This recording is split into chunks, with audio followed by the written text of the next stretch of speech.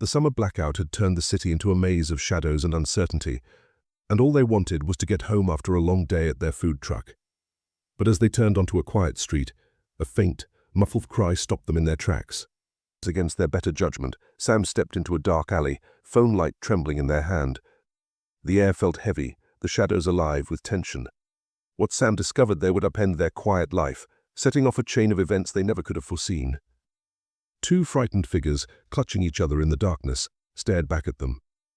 The decision Sam made that night would lead to questions without easy answers, and a journey through fear, hope, and the unexpected bonds that form in the most unlikely places.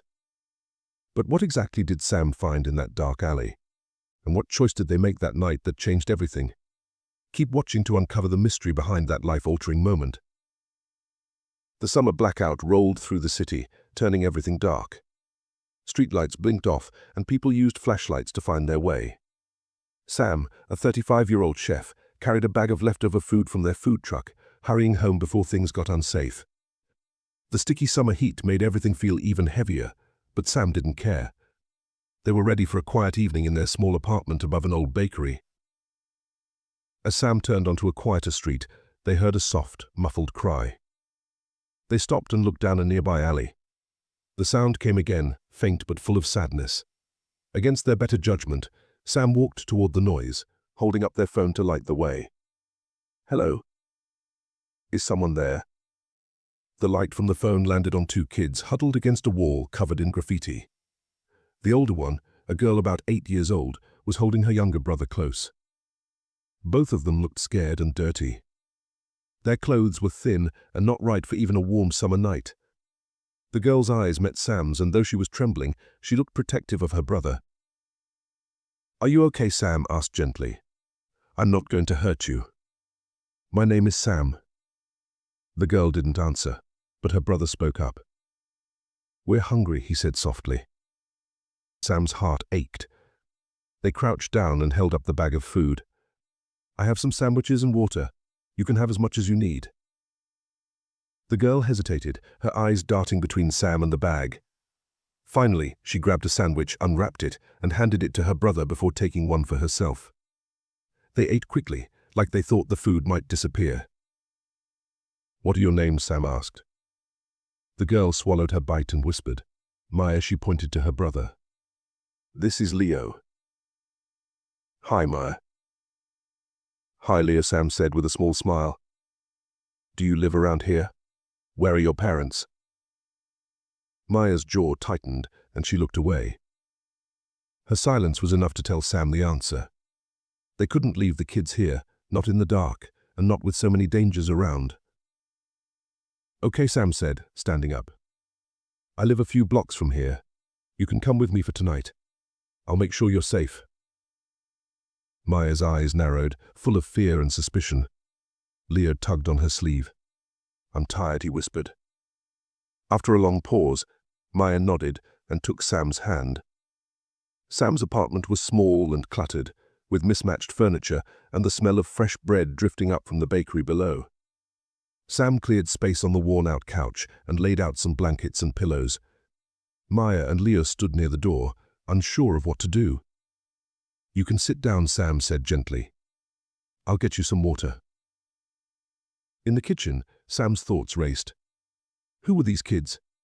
Why were they alone? What should Sam do now? They thought about calling the authorities, but the look of fear in Maya's eyes stopped them. Sam didn't want the kids to be split up or lost in the system. When Sam returned, Leo was already asleep on the couch, curled up under a blanket. Maya sat next to him, stiff and alert. "You're safe here," Sam said, sitting on the floor to avoid scaring her. "No one's going to hurt you." Maya didn't answer, but she relaxed just a little. Sam decided not to push her. Giving her a safe place for the night was enough for now. Over the next few days, Sam's life got a lot busier. They still ran their food truck, but now Maya and Leo tagged along. The kids stayed out of sight, helping fold napkins or pass out ingredients. Customers asked questions about the kids, but Sam dodged them, not ready to explain. At night, Maya started to talk. Bit by bit, she shared their story. Their mum, Elena, had left them at a shelter months ago, saying she'd come back soon. But weeks passed, and she never showed up. Maya was scared the shelter would send her and Leo to different places, so they ran away. Sam listened, their chest tightening with every word. Maya's story reminded Sam of their own tough childhood, the fear, the loneliness, and the need to protect someone else. Sam's neighbor, Alex, noticed the kids and offered to help. Alex's messy apartment, full of rescued animals and half-finished paintings, became a second home for Maya and Leo. Leo loved Alex's art supplies, spending hours drawing colorful, imaginary worlds that seemed to reflect the chaos inside him. But things couldn't stay this simple. During a school food program Sam signed the kids up for, a social worker named Priya noticed Maya and Leo. Priya came to visit Sam's apartment, friendly but serious. "You're doing a good thing for these kids," she said. "But keeping them like this isn't safe. If someone reports it, you could get in trouble." Sam felt a knot in their stomach. "What should I do?" "You can apply to foster them officially," Priya explained. "It's not easy, but it's the best way to keep them with you." Sam looked over at Maya and Leo, who were listening from the doorway. "I'll do it," Sam said. "I'll do whatever it takes." Just as Sam started the foster care process, Elena showed up. She was clean and had a steady job. She said she wanted her kids back. Maya was furious, Leo was confused, and Sam didn't know what to think. "I've changed," Elena said. "I'm ready to take care of them now." Sam didn't trust her, but they saw hope in Leo's face and sadness in Maya's. They knew this wasn't their decision alone. The custody battle was tough. Priya supported Sam, while Elena showed proof she was sober and working. But in the end, it was Maya and Leo who made the biggest impact. "We want to stay with Sam," Maya said, "but we don't want to lose Mom either." The court decided on joint custody. Sam became their main caregiver, while Elena was allowed supervised visits. It wasn't perfect, but it was a start. On the anniversary of the blackout, the new family came together in Sam's apartment. Maya and Leo showed off a mural they'd painted on Alex's wall, a bright, colorful picture of their journey from being lost to finding a family.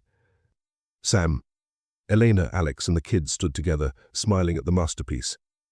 They weren't a traditional family, but they were something just as strong, built with love, patience, and second chances.